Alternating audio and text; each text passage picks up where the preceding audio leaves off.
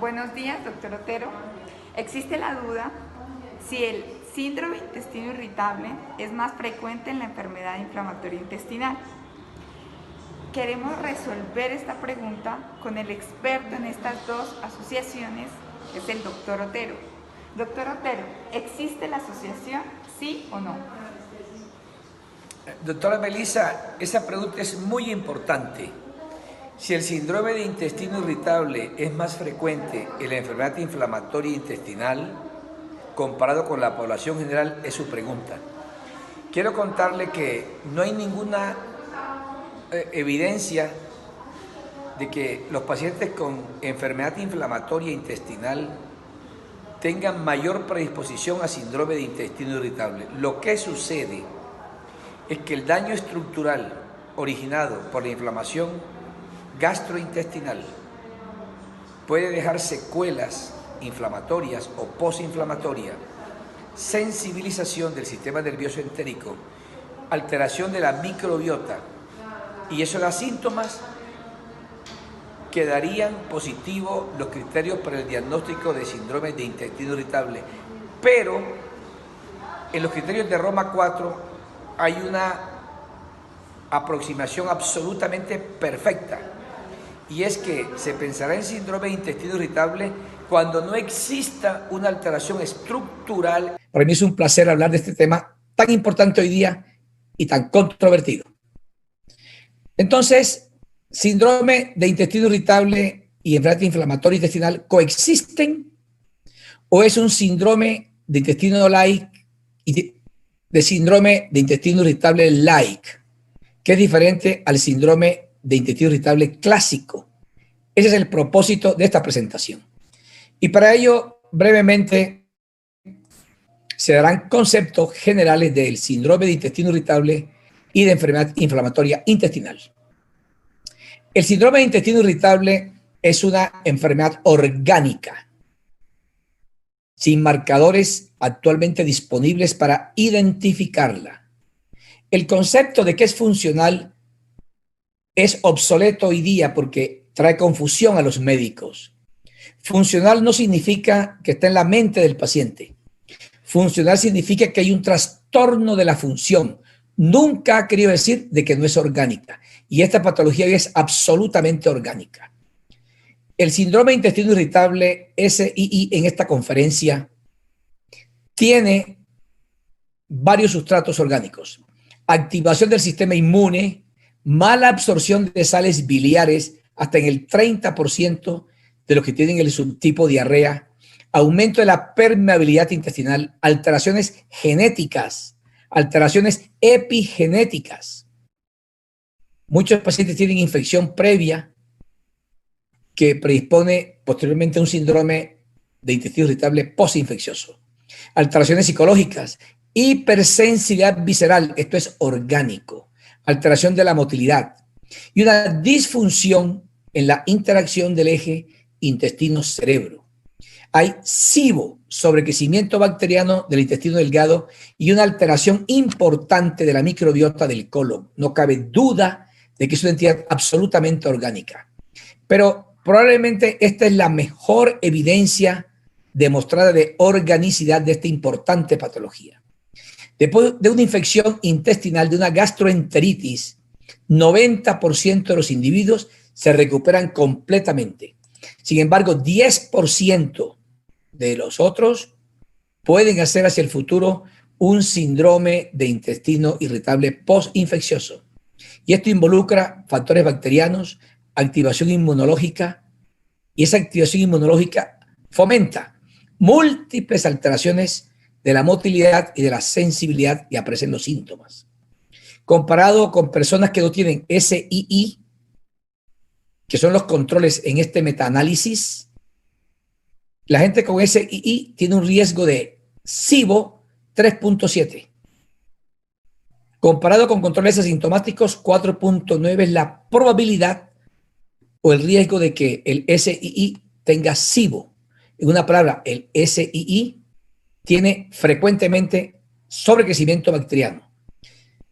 Y cuando hay estreñimiento, la disbiosis es fundamentalmente debida a bacterias metanogénicas. El metano es un neurotransmisor que produce estreñimiento. Pero más recientemente, el profesor Pimentel ha demostrado este interesante vínculo de SII con un trastorno de autoinmunidad. Hay anticuerpos, antitoxina letal distensionante, que está presente en bacterias gram negativas. Las produce el cuerpo humano en respuesta a esta infección. Pero estos anticuerpos también atacan epítopes que tienen que ver con la vinculina, que está en las células de Cajal de los ganglios mientéricos. La vinculina es una proteína fundamental en la integridad celular, que tiene que ver con la adhesión, migración, y está en muchas células, incluyendo las neuronas. Y cuando estos anticuerpos contra esa bacteria se producen, pueden, de manera cruzada, lesionar la vinculina de esta parte inmunológica, neurológica y epitelial del aparato gastrointestinal. Y esto explica los síntomas del SII postinfeccioso. Este hallazgo demuestra que un grupo de gente con SII ahora tiene un componente de autoinmunidad. También se ha encontrado que gente con diverticulitis puede en el futuro tener manifestaciones clarísimas de SII.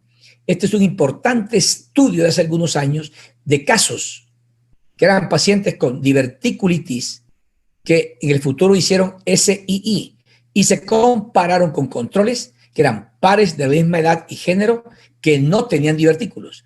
Y se ve cómo diverticulitis tiene una probabilidad de 4.7 veces de padecer SII en el futuro.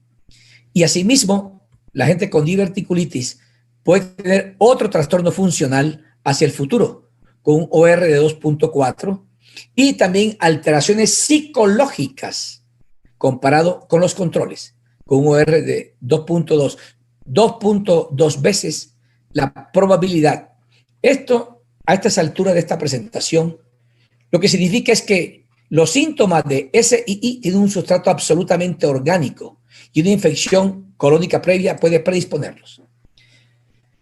La enfermedad inflamatoria intestinal o EII en esta conferencia es el resultado de la interacción del genoma del individuo, del inmunoma del individuo que se comporta de manera incorrecta, de la exposición del individuo en su vida a múltiples disparadores y al microbioma, que sería un exposoma interno. Clínicamente, esta entidad se manifiesta por dolor abdominal, diarrea, sangrado, y no hay biomarcadores que puedan decir quién tiene o no SII.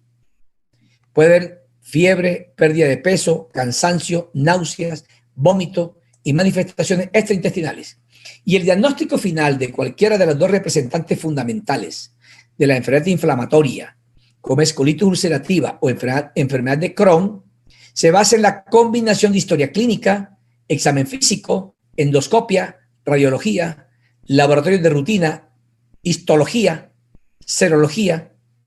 10% de las colitis no se sabe si es colitis de Crohn o colitis ulcerativa. Y ahí es muy importante los anticuerpos PANCA o ASCA. Es muy importante. La biopsia en la enfermedad inflamatoria intestinal es confirmatoria de la patología, pero aislada no tiene ninguna importancia. Igualmente que en el SII, en esta entidad, el SIBO también es muy frecuente. Globalmente hablando, el riesgo de SIBO es 9.51 veces. Cuando es la enfermedad de Crohn, más frecuentemente hay SIBO, 11 veces, y cuando es colitis ulcerativa, 8 veces. Diversos estudios han mostrado que cada vez es más frecuente la enfermedad inflamatoria intestinal. Y esta última revisión de múltiples países del mundo ha demostrado que de manera progresiva ha ido incrementándose la prevalencia y la incidencia de la enfermedad inflamatoria intestinal. Y hoy día se estima que hay 250 a 440 casos por día a las 5 personas, que sería como decir 2.5 a 4.4 por 1000 personas. Y el SII tiene una frecuencia con base en criterios de Roma 4, 5 a 10%, mucho más frecuente, por supuesto, que la enfermedad inflamatoria intestinal. Criterios de Roma 3, usados en el pasado, da una prevalencia muy superior. Hoy día, 5 a 10% de la población mundial tiene SII. Cuando se compara la población general con pacientes que tienen enfermedad inflamatoria intestinal, en este importante metaanálisis dirigido por el profesor Alexander Ford, yo siempre me pregunto si el doctor Ford dormirá. Frecuentemente hay múltiples metaanálisis de este importante científico. Y se ha encontrado que la prevalencia global de SII en enfermedad inflamatoria intestinal es 32.5%, comparado con 10% máximo en la población general. Cuando hay remisión endoscópica, es 23.5% la prevalencia. Y cuando hay remisión histológica profunda, es 25%. La pregunta que se haría un médico es, ¿qué tiene de especial la enfermedad inflamatoria que tenga más frecuentemente síndrome de intestino irritable? Este es el propósito de mi presentación. Este par de entidades tienen en común un curso crónico y recurrente. Alteran la calidad de vida de los individuos. Son multifactoriales. Ambas tienen activación del sistema inmune. Tienen disparadores ambientales. Alteración de la barrera mucosa. Tienen un componente genético y una microbiota que participa en su aparición. Se puede decir a estas alturas que la enfermedad inflamatoria intestinal, cuando es leve o severa, cuando está quiescente, puede tener a este punto una superposición, una sobreposición con un trastorno funcional. Doctor Beitia me ha retado para que diga si puede haber una sobreposición o una superposición de este par de entidades, teniendo en cuenta la alta prevalencia de la misma en la enfermedad inflamatoria intestinal. Las preguntas que deben resolverse para cumplir lo que el profesor Beitia ha pedido es lo siguiente: que si la enfermedad inflamatoria intestinal con síntomas de síndrome de intestino irritable es una verdadera superposición o realmente son síntomas de una enfermedad inflamatoria intestinal activa pero subclínica, o lo más importante, y es probablemente la respuesta correcta, es que es una enfermedad absolutamente distinta al SII tradicional o clásico. Múltiples hipótesis científicas se han producido de manera esmerada para tratar de explicar por qué hay síntomas de SII en la gente con enfermedad inflamatoria intestinal quiescente en revisión endoscópica. Y hay múltiples alteraciones teóricas que podrían justificar que eso pudiera aparecer. Cuando está presente intestino irritable en una enfermedad inflamatoria intestinal, estos pacientes tienen una utilización excesiva de los servicios de salud comparado con los pacientes que no tienen intestino irritable y tienen enfermedad inflamatoria intestinal. Y cuando se unen los síntomas de SII en una enfermedad inflamatoria, el porcentaje de diagnóstico psiquiátrico es superior a que si no hay intestino irritable en estos individuos. Y las alteraciones psicológicas como ansiedad, depresión y alteración de la calidad de vida son absolutamente más frecuentes en enfermedad inflamatoria con síntomas de SII versus inflamatoria sin síntomas de SII. Miren ustedes, esto es tan impresionante. 9.9 más o menos 4, un puntaje de ansiedad versus casi la mitad, y es significativo. Depresión, 5 más o menos 4 versus 2 más o menos 3, y es significativo. Igualmente, la calidad de vida de los individuos se depaupera notablemente con la combinación. La enfermedad inflamatoria intestinal, pensando que hay inflamación en otras patologías, ella también puede, por analogía, dar estos síntomas, y creemos que se llamaría síndrome de intestino irritable post enfermedad inflamatoria intestinal. Hay una evidencia que es la siguiente. Los pacientes que tienen colitis ulcerativa y están en remisión, aunque haya remisión endoscópica, tienen síntomas. Y la inflamación crónica tiene este importante representante en dos patologías inflamatorias del colon. La colitis microscópica global tiene riesgo de tener síntomas de intestino irritable. Y colitis linfocítica, 40.7% de los individuos tienen síntomas similares al SII. Igualmente, la colágena, 28.4% tienen síntomas. En los criterios de Bradford Hill, para demostrar la causalidad, hay un criterio que es la analogía de que patologías similares den un desenlace similar. Patologías inflamatorias dan un desenlace compatible con SII. De igual manera, se puede pensar que la enfermedad inflamatoria puede hacer lo mismo. Y esta enfermedad inflamatoria tiene en sus manifestaciones moleculares, estructurales, fisiológicas, muchas alteraciones que pueden explicar los síntomas de SII.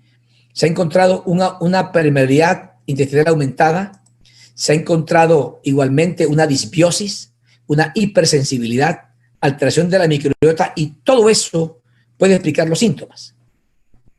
Y cuando se analiza el microbioma y la presencia de síntomas similares a SII en pacientes con enfermedad inflamatoria quiescente, esto se ha encontrado. Son similares las alteraciones de la microbiota en pacientes que tienen SII y síntomas quiescentes versus cuando no está este síntoma intestino irritable. La enfermedad de Crohn, que compromete cualquier parte del tubo digestivo, de la boca hasta el área perianal, todas estas alteraciones que tiene pueden explicar con facilidad síntomas similares al SII, porque es una patología clásicamente transmural, no habría ninguna duda. Y la colitis ulcerativa clásicamente se ha considerado que esta ulcerativa colitis solo compromete la mucosa y la submucosa del colon. Este es un concepto obsoleto. Hoy día no es así. Hoy día se ha encontrado que los pacientes con colitis ulcerativa tienen un compromiso transmural de la pared del colon. Y se ve que en estudios de colectomías totales de pacientes que han sido operados por diversas causas y tienen colitis ulcerativa, que la fibrosis va casi hasta la serosa, de tal suerte que la gente con colitis ulcerativa, no solamente la mucosa está alterada. Esto tiene un mensaje contundente. Cuando cicatriza la mucosa endoscópicamente y cicatriza histológicamente, eso no restaura completamente la fisiología y la anatomía de la pared del colon. Por el contrario, esto deja, al igual que este plato, cuando se rompe y se restaura con unos pegantes, esto deja unas cicatrices ahí. Pero estas alteraciones que quedan en el colon pueden explicar perfectamente los síntomas similares al SII en estos pacientes cuando están en una colitis ulcerativa quiescente, en remisión endoscópica e incluso histológica. Y es porque hay una alteración tremenda de toda la parte fisiológica, morfológica, molecular e inmunológica. El SIBO, disbiosis en el colon, trastornos de motilidad, de sensibilidad y una mayor interpretación cerebral de lo que pasa allá. En una palabra, la colitis ulcerativa, aunque esté cicatrizada, deja secuelas que no vuelven a la normalidad. Recientemente se ha encontrado algo absolutamente apasionante, y es que se ha estudiado de manera retrospectiva pacientes con enfermedad inflamatoria intestinal y síndrome intestino irritable like. 15 colitis ulcerativa, 20 pacientes con enfermedad de Crohn. Y esto se ha encontrado que estos pacientes sin actividad clínica, serológica, mucosa o microscópica, estos individuos se han estudiado, tienen en cuenta estos parámetros, y cuando tienen síntomas sugestivos o que completarían claramente Roma 4, en el colon izquierdo de la colitis ulcerativa, el conteo de eosinófilos es de 421 por campo de gran aumento. Y en Crohn, colon izquierdo, 397 eosinófilos. Cuando se compara con enfermedad inflamatoria sin intestino irritable like y remisión profunda, solo hay 36 eosinófilos. Este hallazgo recientemente publicado en el Congreso Americano de Gastroenterología, en la DDW pasada, abre una nueva avenida de investigación en estos individuos. Estos pacientes fueron tratados con budesonida y una dieta hipoalergénica y se encontró 67% de ellos mejoraron en 7 a 10 días después de esta intervención. Esta es la importante conclusión de los autores. Dicen que este es un excitante hallazgo nuevo que significativamente demostró eosinófilos aumentados en los pacientes con ese síntoma de SII, diarrea, después de una enfermedad inflamatoria. Y esto puede ser, y esto estamos emocionados, para que en adelante todos busquemos, a ver si podemos demostrar que también acá sucede, una nueva avenida y una buena nueva entidad que sería la colopatía eosinofílica. Y estos pacientes de manera interesante han respondido a una dieta hipoalergénica y a budesonida. Como todo en medicina, la ciencia exige muchas más comprobaciones y habrá que hacer estudios multicéntricos y en todas partes del mundo con seguimientos a más largo plazo. Pero este es un punto de partida que pone de presente que estos síntomas en estos individuos no es un intestino irritable de un paciente que no tenga ninguna patología estructural previa. Entonces, no es un SII en un paciente con enfermedad inflamatoria en remisión. Lo que uno puede interpretar a la luz de las mejores publicaciones en el 2020 y en la década anterior es lo siguiente, que son síntomas que cumplen los criterios de Roma 4, pero no es un SII clásico, porque el SII clásico, y esto es lo que yo interpreto, se diagnostica cuando hay dolor abdominal, que tenga una frecuencia de una vez por semana y se asocie a 2 o más de lo siguiente: a la defecación, cambio en la frecuencia de las heces, cambio en la apariencia. Me parece excelente esta definición cuando pone una condición, y es que esto ocurra en ausencia de signos de alarma o patologías que expliquen los síntomas. Un paciente con enfermedad inflamatoria intestinal, Crohn o colitis ulcerativa tiene una alteración estructural que puede explicar los síntomas, y creo que esto pone de manifiesto que puede ser una entidad totalmente distinta. La importancia de saber cuál es cuál es que si no se entiende estas entidades, se podría sobretratar la enfermedad inflamatoria intestinal por síntomas que eran de SII. Y al contrario, tratar síntomas de SII en un paciente con una enfermedad inflamatoria activa con riesgo para que progrese o se complique. Diagnóstico entonces basado solamente en síntomas tendría unas consecuencias importantísimas. Si el médico solamente usa los síntomas para diagnosticar SII o enfermedad inflamatoria en un paciente con enfermedad inflamatoria SII, daría tratamiento ineficaz, costoso y con efectos adversos. Y al contrario, si tiene enfermedad inflamatoria y él cree que es un SII, empeora y complica al paciente. No existe en la literatura médica hasta hoy día ningún tratamiento específico que tenga evidencia de alta calidad de cómo manejar a estos pacientes con esta combinación. Y ninguna guía de práctica clínica de enfermedad inflamatoria intestinal hace referencia a cómo manejar estos pacientes que tengan los síntomas sugestivos de SII. El abordaje recomendado recientemente voy a compartirlo en esta presentación. Esta importante publicación recomienda que Cuando hay sospecha de síntomas gastrointestinales funcionales en un paciente que tiene una enfermedad inflamatoria intestinal, habrá que hacer una anamnesis muy profunda, pero muy concreta.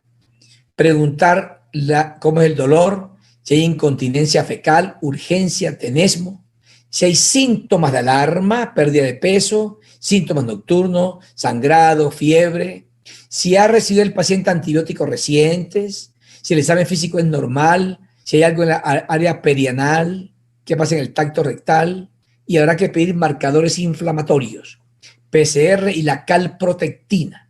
Si con base en estos exámenes hay inflamación inequívoca o síntomas menos claros que se correspondan con los marcadores inflamatorios, hay que optimizar la terapia antiinflamatoria. Y si no hay alteraciones inflamatorias, se consideraría que son unos síntomas similares al SII, pero antes de eso habrá que buscar las patologías posibles que acompañan a la enfermedad inflamatoria intestinal de manera importante. Una insuficiencia pancreática exocrina, un SIBO, malabsorción de sales biliares, una alteración del sistema nervioso entérico, daño por inflamación crónica. En una palabra, un paciente con enfermedad inflamatoria quiescente y síntomas sugestivos de SII antes de abordar el paciente como un SII, esto hay que tratarlo o hay que buscarlo. Si eso no está presente, habrá que considerar un SII, no el clásico, síntomas como SII, y no obstante que sea síntomas derivados de una enfermedad inflamatoria, todavía se sigue diciendo y se sigue considerando que deben tratarse como un SII. Y ese SII, como se conoce hoy día, es que múltiples alteraciones orgánicas que incluyen autoinmunidad, eje, cerebro, en este SII clásico, de unos síntomas como son dolor, sensación de distensión abdominal, estreñimiento o diarrea. Estos son los síntomas cardinales del SII clásico. Es decir, se altera el Bristol y habrá remedios para manejar la alteración del Bristol. Y para cada síntoma predominante, si hay estreñimiento, lubiprostone, linaclotide, Cilium y PEG, no hay evidencia suficiente. Si hay diarrea, rifaximina, eluxadoline, loperamida de manera profiláctica en algunos casos, ondansetron, tricíclicos, dieta baja en FODMAP. Creo que esto no tiene lugar hoy día en estos pacientes. Dolor o malestar abdominal, hay 3 antiespasmódicos que tienen evidencia, como el bromuro tilonium, bromuro epinaverio. Esta tiene evidencia no tan fuerte como la anterior. Tricíclicos, inhibidores selectivos de recaptación de serotonina. Y si hay bloat, distensión abdominal, la rifaximina, pinaverio o tilonium, esta está controvertida, los probióticos no sirven. Como puede verse en este breve resumen del manejo del SII, hay un medicamento absolutamente importante, que es la rifaximina. Y la rifaximina es un antibiótico intraluminal que solo actúa como antibiótico en el intestino delgado. En el colon tiene otras funciones. Es antiinflamatorio, produce eubiosis, es un antibiótico eubiótico, y este antibiótico en el SII, administrado 550 miligramos cada 8 horas por 14 días, ha demostrado que impacta el microbioma, controla el SIBO, sirve para diarrea, distensión abdominal y el dolor. Yo voy a decirlo más despacio. Casi que un paciente que tenga SII y no mejore con nada, probablemente mejora con rifaximina. Los mensajes que quisiera después de mi conferencia para llevar a casa son los siguientes. El SII no es más frecuente en enfermedad inflamatoria intestinal. Lo que hay son unos síntomas similares al SII y se originan en una inflamación crónica transmural previa, incluyendo la colitis ulcerativa. Puede ser una entidad distinta. Recientemente se ha encontrado que esta entidad tiene eosinofilia aumentada en el colon, No obstante lo anterior, todavía, mientras se encuentra un manejo específico, estos pacientes se siguen abordando como si fuera un SI clásico con diarrea. Por supuesto que se requieren más estudios. Queridos colegas, muchas gracias